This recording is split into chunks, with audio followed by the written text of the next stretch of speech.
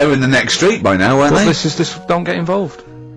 Don't get after that. Imagine him being on some sort of trial where it's like some sort of mob affair. Yeah, murder. Imagine him going into the witness protection. The police just explaining to him, your new name is Jeffrey Peters. Why can't I be called Bruce Wayne? Well, no, Mr. Pilkington, listen. Imagine that. Do you know what witness protection is? Oh, go on. Amazing. Look, it's when, supposing you were to give evidence against the mafia, right? You've done a job for them and you had to give evidence against them, right? Right, well, if you're gonna do, I mean, all I did was 2 kids nicking a car. Yeah. Don't start messing with mafia. No, listen, of course not, no. But let's imagine you were in the mafia, and, that you got caught doing something, but instead of going to prison for the rest of your life, you said, oh, well, I can give you Mr. Big, yeah? So I go, okay, give us Mr. Big and we'll let you off, right? So the police go, right, okay. I got handed this leaflet in Soho. So you say, okay, well, I'll give you names. They go, right, you get evidence in court, and you go, yeah. They go, right, we'll have to get you away because you'll be done for. So you give us all the names of Mr. Big, right? We'll give you a new identity, a new passport. We'll let you go and live in Canada for the rest of your life with Suzanne, right? So why have I got to do all that? Because they'll bump you off, won't they? How did they know it was me? Because you have to give evidence in court.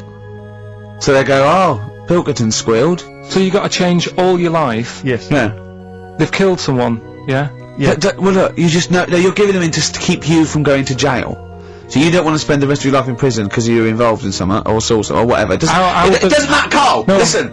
How would the mafia know that I've said something? Because you say in court, those are the people. He's Mr. Big. He's Mr. So-and-so. He ordered the hit. Don't you know anything? It's a lot of messing around, though, isn't it? But so I've got to leave this job, yeah? Yeah, I think they might try XFM first. I'd have to... What? I'd have to bin Suzanne, would I? No, she'd go live with you. You have to cut off all your ties with your friends and family, though. You can't contact them. You got to leave them behind. Would she have to change her haircut? Possibly. When did the murder happen? Yeah. So what would the new identity be that you choose? What would you choose for yourself? What name? Probably, I wanted to be called Brett when I was a kid. Okay. Right. Brett what? Brett Pilkington. You got to change your surname, yeah? Yeah. Yeah. Maybe go X-Directory. Where would you move to? Probably back up north. No. Well, no. No, don't do that. Don't do that. Can I suggest, maybe, Brett Hanson, and go and live in Australia or Canada or something. Well, maybe when they're not operating, maybe, you know, and they just forget it. You might have to change your identity as well. You might have to grow your hair. Well, you can't grow your hair, but maybe wear a wig or a moustache. What would you do? What would you wear? So, like an afro or something? Something like that. That would be brilliant. That would be absolutely And I've got to do brilliant. all that just because for 5 minutes I stood in a court thing Yes. and said he's the one who did it. Yes. Yeah. Well, why can't I just wear the afro and the glasses when I'm in the court? Say my name's Brett, right? Yeah. Change my voice a bit. He did it, and they go, thanks very much. I go off, I carry on my life. That's I'm still coming genius. in here on Saturday. I don't know why they haven't thought That is genius. I don't know. Discounts all the witness protection scheme. Why don't they do that? Yeah. So they go, well, I'll go to court as Brett Hanson Yeah. with an afro. I chat like that. Yeah. Right, and then when I come out, I'm back to Carl Pilkington, still talking like that, but without the afro. That is perfect. You've got... Why don't you call the FBI and say, listen, I can save you billions of dollars a year. You're a genius, Carl. Alright. Well done. Or Brett, should I say.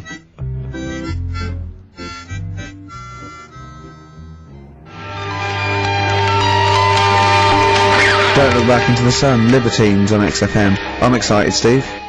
It's that time. It's that time of the week. Go on. Well, Carl's in a little film. Oh, that's what you're excited about. Yeah. Sorry, I thought you meant the show's almost over. Right? Yeah, no. Come on in, Carl. Right, so, yeah, I'm in One Flew Over the Cuckoo's Nest. Yeah. Took a scene from it. Yeah. Got to listen carefully in that. At the end, there'll be a question on, like, the clip that you've just heard. It's sort of like what they do in the Krypton Factor and stuff. So do you want to read out the prizes? Or just Yeah, little there's the usual taster? things. It's a couple of rock and roll albums. We got the. Why is it called One Flew Over the Cuckoo's Nest? I can't remember. I think it's explained in the book. but I don't remember. I haven't read it for many years. If someone knows, just a quick email would do. I'd like to know that. Ricky.gervais@xfm.co.uk. You can win yourself, if you get the question right, the League of Gentlemen Series 3. We've got that Rock and Roll Legends again, the Best of Blondie, a nature programme, and the Old Grey Whistle Test, Volume 3. So if you're over 50, you'll enjoy that. Yeah. And just, if you haven't seen the film, it's just about, like a... What would you call it? Well, it's a guy who thinks he's going to get away with prison by going into a mental institution. It was a new experiment, but he finds out he can't get out and he's sort of trapped. And well, people know it. Everyone knows what. Just play it. Just I saw it last week, so just play it. All right. Well, you know, I've been observing you here now for the last 4 weeks, and I don't see any evidence of mental illness at all. I never said I was. I mean, all right, I got an E in history, but that isn't why I'm in here. I'm in here because I had to get away from the outside world. It was doing me head in. I've been working too hard. I'm stressed out. I've been working like loads of hours Monday to Friday. I've been working on a Saturday with Ricky and Steve. Right, that's been doing me head in. People think that's a laugh when it isn't. You right? busy right now, are you? You got something to do right now? See, this is why I'm here today, Doctor, because he's doing me head in. What do you mean, sir? Well, he's doing me head in. I came here to get away from Ricky. He is just as bad. I was smarter than him, ain't I? You're an idiot, right? You're just... We're just good friends. No, we're not friends. And if you were a friend, you wouldn't be doing that to me head. How do you mean that? Well, don't ask... Come on, I'll show you. Yes, Look what you've done. Get him out of it. Get him off me! Now, just hold it right there. All right. You get off! Doctor, will you tell him? Murphy, don't hurt you, does it? Of course it does. That's it. Now hold on to it. Not too hard. You'll crush all the air out of it. We're gonna... You normally do... Get off! He normally does it harder than this, but... No, it's warming up. Warming up. What's somebody else? All right, be there.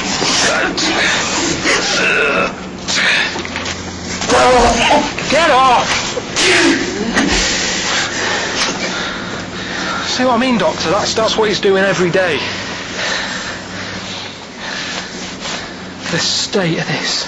I don't know why you do it, because it's not as if you're going to crack it open. But I tried, didn't I? God damn it. At least I did that. I love it. The effort. Yeah. It's almost, I wonder if it's almost a strange premonition of the future. Yeah. You in some kind of home. Alright, well, What's the question? Little question then. What result did I get in history? Good. Right. Yeah, well, tricky one that. Ricky.gervais@xfm.co.uk. Or text, will we take text? I haven't really bothered to check the texts. Alright then, email. Thanks for that, Rick. Sneezy. Yeah. Alright, I'll play, Prince Brothers, yeah, it's a lovely tune from their album, what's it called? Yours, Mine and Ours. Blinded by the Stars. See me like a passion that took such a long...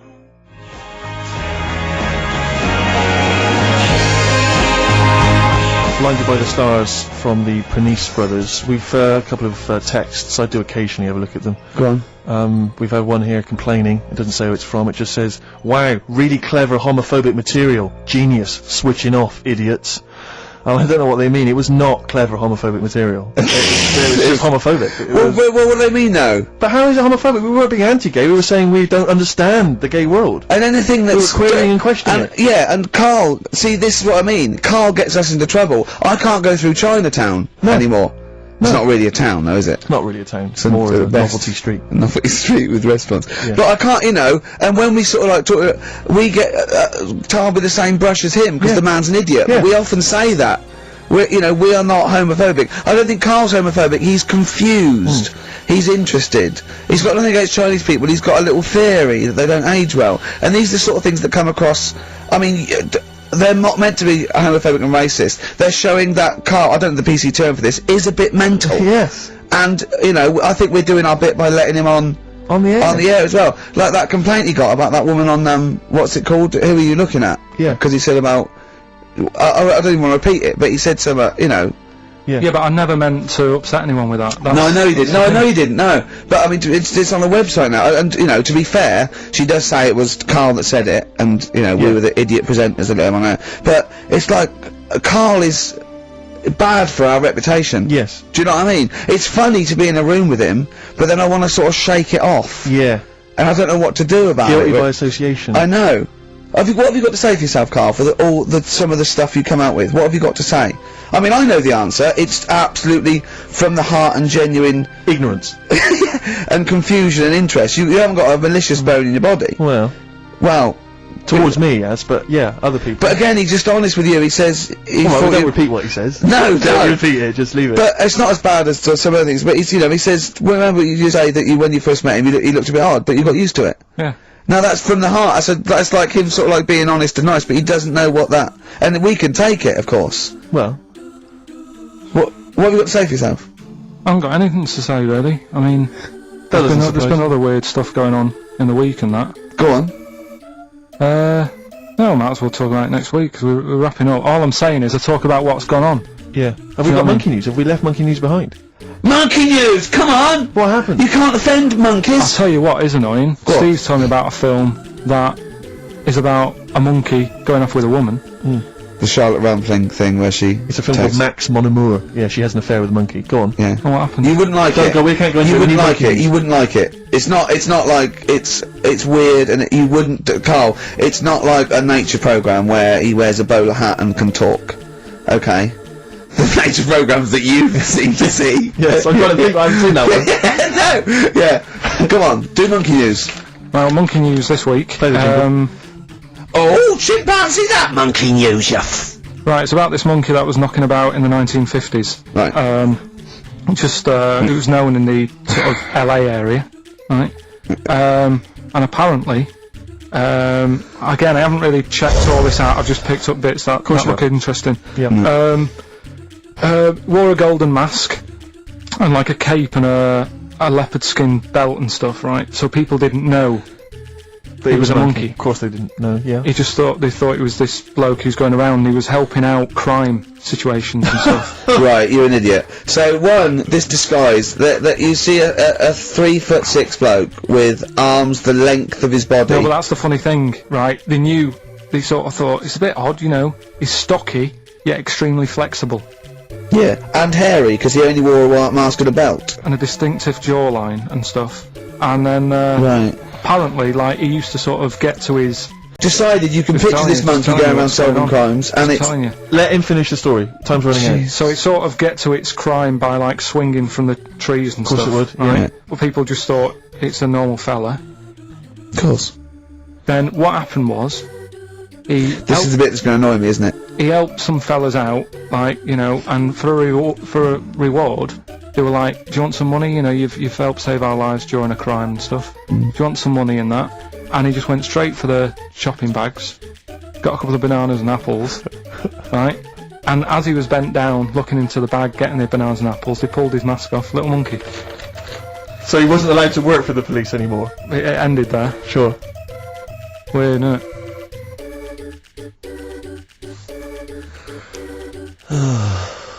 Rick, can I tell you the meaning of One Flew Over the Cuckoo's Nest?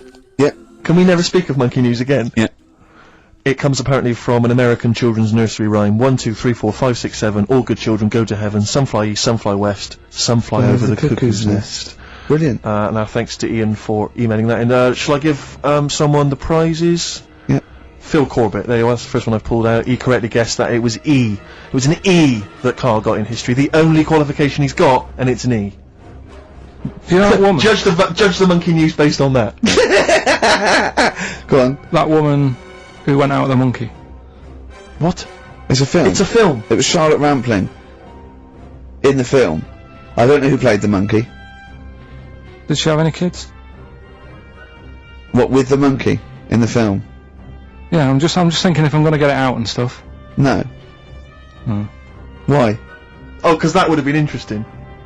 Well, no, it's just that the problem there is the kids would always look more like the dad. See you next week.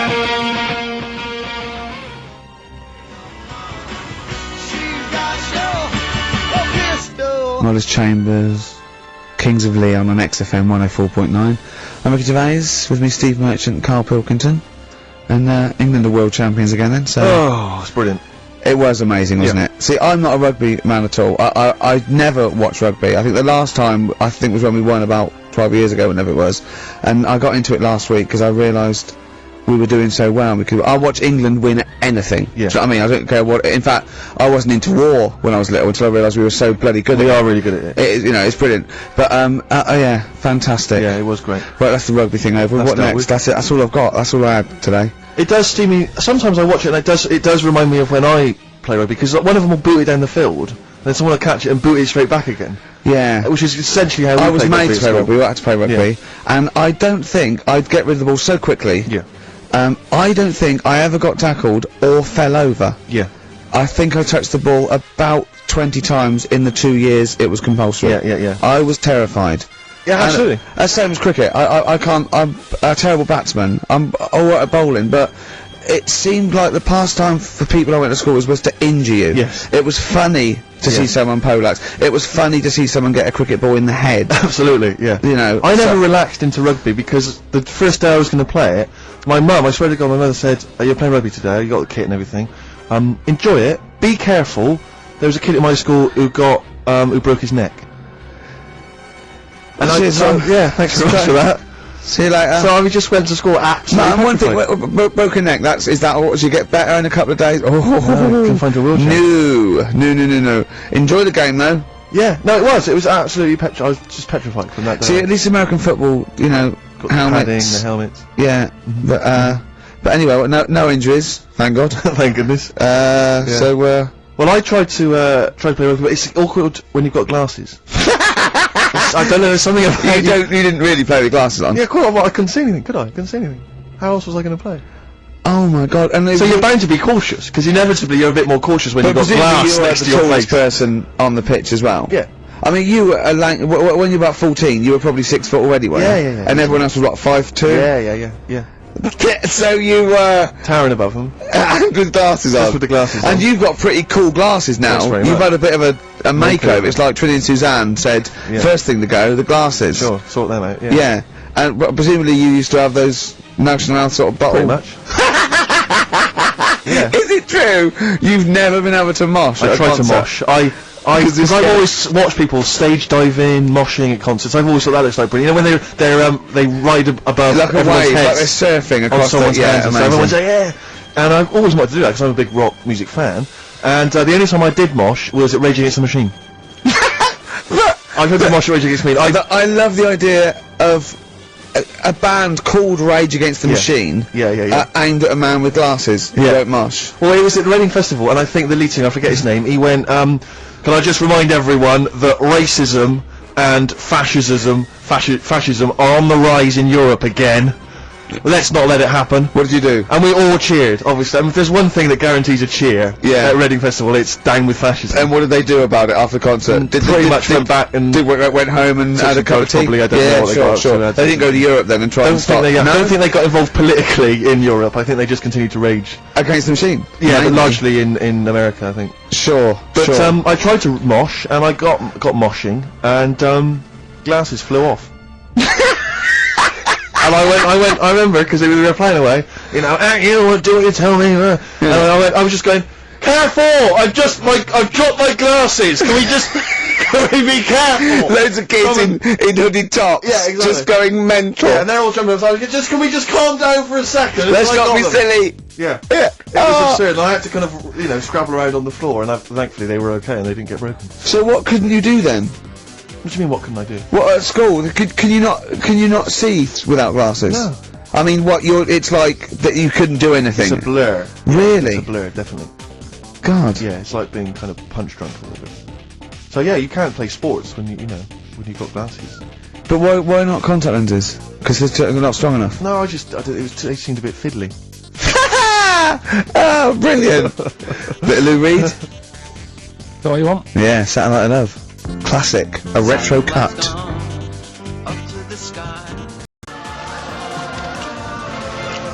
Lou Reed, with a little help from David Bowie there in the background.